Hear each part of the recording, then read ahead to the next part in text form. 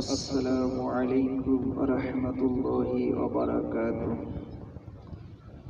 আমি আলোচনা রাখছি শেখ আব্দুর রহিম বিন আবু আহমদ টাঙ্গাইল। আজকে 135তম আলোচনা। আজকের আলোচনার বিষয় হলো, যদি কারো লজ্জা না থাকে সে যা ইচ্ছা তাই করতে পারে। আরেকটি বিষয় হলো, এক ব্যক্তি গর্ব ও অহংকারের সাথে লুঙ্গি টাকনার নিচে ঝুলে পথ চলছিল। আল্লাহ তাকে মাটির নিচে ডাবিয়ে দিলেন, ধসে দিলেন। কিয়ামত পর্যন্ত মাটির নিচে চলে যেতে থাকবে। এই দুই বিষয়ে দুইটি হাদিস আজকের আলোচনা হলো সহিহুল বুখারী আরবি প্রথম খণ্ড 495 পৃষ্ঠা, কিতাবুল আম্বিয়া বাব। এখানে শিরোনাম নেই, যথাক্রমে সহিহুল বুখারী আরবি বাংলা তাওহীদ পাবলিকেশনস, হাদিস নাম্বার 3483 এবং 3485। ইন্নাল হামদালিল্লাহি ওয়াহদাহু ওয়াসসালাতু ওয়াসসালামু আলা মান লা নাবিয়্যা বা'দাহু, আম্মা বা'দ। حدثنا أحمد بن يونس عن زهير حدثنا منصور عن ربعي بن حراش حدثنا أبو مسعود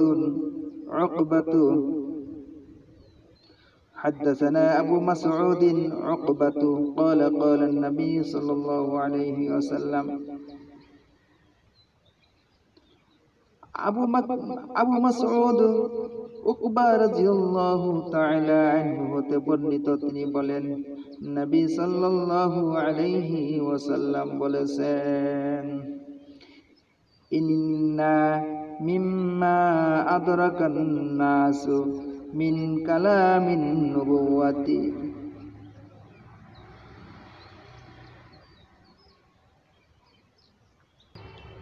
আম্বিয়ায়ে কিরামের উক্তি সমূহ যা মানব জাতি লাভ করেছে। এখানে মিন কালামিন নবুওয়াতি, নবীগণের কথাগুলো, মিম্মা আদরাকান নাসু, যা মানুষের নিকট পৌঁছেছে, যা মানব জাতি লাভ করেছে। সেই কথাগুলোর একটি কথা হলো, ইদা লাম তাস্তাহি, যদি তোমার লজ্জা না থাকে, ফাসনা মা শিতা, তাহলে তুমি যাহা ইচ্ছা তাই করো। এখানে বলা হয়েছে ইজা লাম তাস্তাহি, যদি তোমার লজ্জা না থাকে, ফাসনা মা শিতা, তাহলে তুমি যাহা ইচ্ছা তাই করো। এখানে যাহা ইচ্ছা তাহা করার অনুমতি দেওয়া হয়নি। এখানে কথাটা হলো, অনেক কার্যক্রম আছে যেগুলো লজ্জার সাথে জড়িত। যার লজ্জা নাই সে লজ্জাহীনতার কাজ করতে পারবে, মান সম্মান বুঝবে না, সে ছোট বড় বুঝবে না, মানবতা বুঝবে না, বিবেচনা থাকবে না, বিবেকহীন কাজ করবে। এগুলা সব অনেকগুলা কাজ ঘটবে যেগুলো লজ্জা না থাকার কারণে ঘটবে। যেমন হাদিস আসছে, যদি কেউ জিনা করে তার কয়েকটি মানবিক গুণ আল্লাহ তাআলা কেড়ে নেন। তার মধ্যে একটি হলো লজ্জা, শরম লজ্জা। জিনা করে কিন্তু শরম লজ্জা থাকে না। তো এইরকম এই একজনকে গালিগালাজ পারলো, অশ্লীল গালমন্দ করলো, এটা মানবিক, বিবেচনাহীন, মানবিকহীন, লজ্জাহীন কাজ। লজ্জা না থাকলে সে অনেক কিছু করতে পারে, পশুর মতো আচরণ করতে পারে, পশুর মতো সে ধারণ করতে পারে, ভয়ঙ্কর হয়ে যেতে পারে। এই লজ্জার অভাবে অনেক কিছু ঘটে। লজ্জাহীন, সম্মানহীন কর্মকাণ্ডে সে ঘটাতে থাকে। তাই এই লজ্জা এমন একটি গুণ, যে গুণে মানুষ বিবেচনাবোধ হয়, বিবেক, মানবিক বোধ গম্য হয়, এমনকি সে শালীনতা ঠিক রাখে, এবং সম্মান সবকিছু, ইজ্জত সম্মান সবকিছুই সে রক্ষা করে। তার দ্বারা সমাজে, পরিবারে ভারসাম্য ঠিক থাকে। তাই এখানে বলা হয়েছে যে তোমার যদি লজ্জা না থাকে তুমি যাহা ইচ্ছা তাই করো। অর্থাৎ যদি কারো লজ্জা না থাকে সে যে কোনো যাহা কিছু ইচ্ছা তার পক্ষে করা সম্ভব।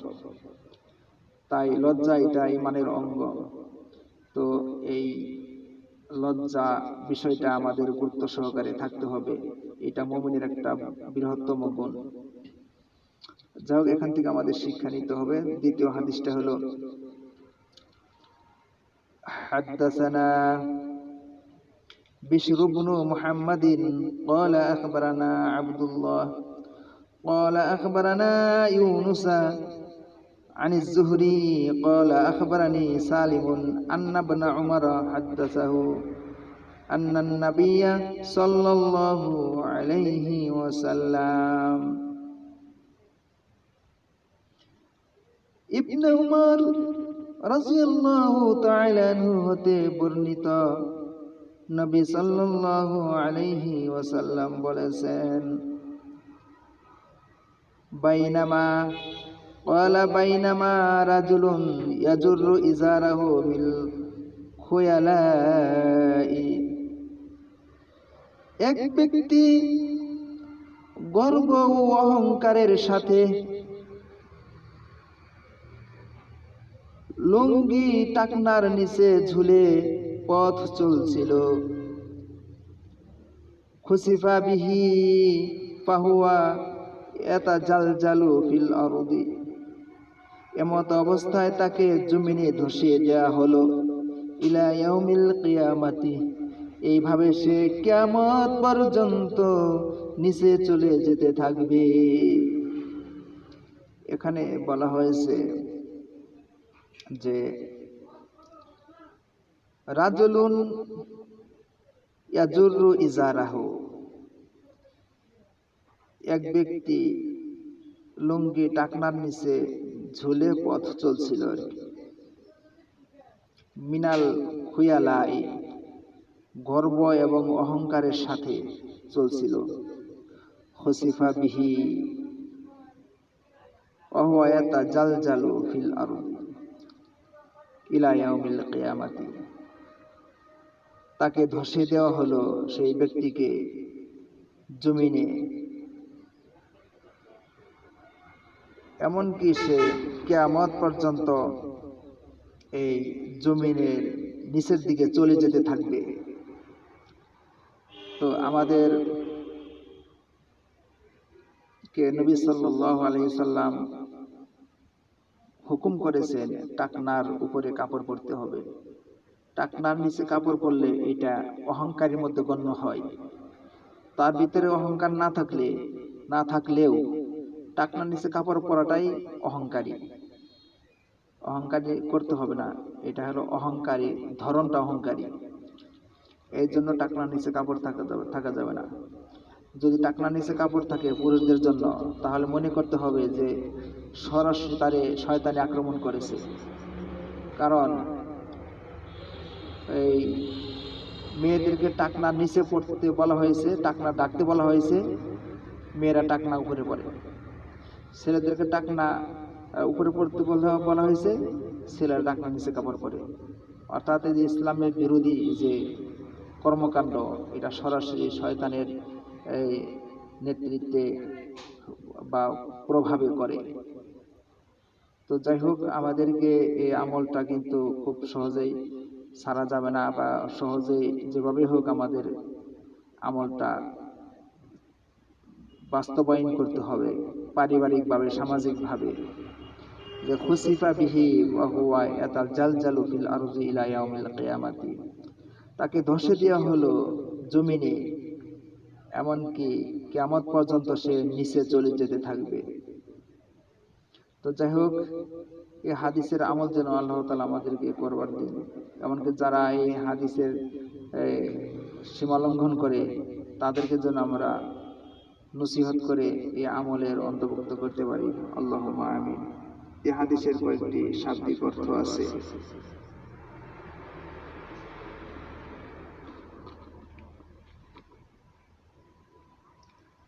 আদরাকা মানে পাওয়া, লাভ করা, বুঝতে পারা। জাররা মানে চলা, এগিয়ে যাওয়া, পারা।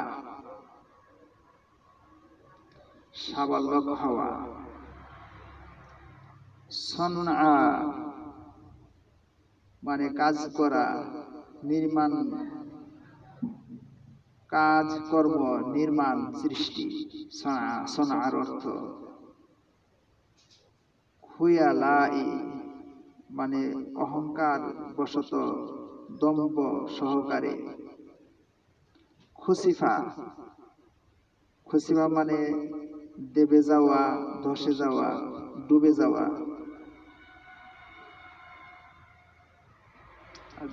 জালজালা মানে শব্দ করানো, ঠক ঠক শব্দ করা। এই বলে আমি সংক্ষিপ্ত আকারে শেষ করছি। সুবহানাকাল্লাহুম্মা ওয়া বিহামদিকা আশহাদু আল্লা ইলাহা ইল্লা আনতা আস্তাগফিরুকা ওয়া আতুবু ইলাইক। আসসালামু আলাইকুম ওয়া রাহমাতুল্লাহ।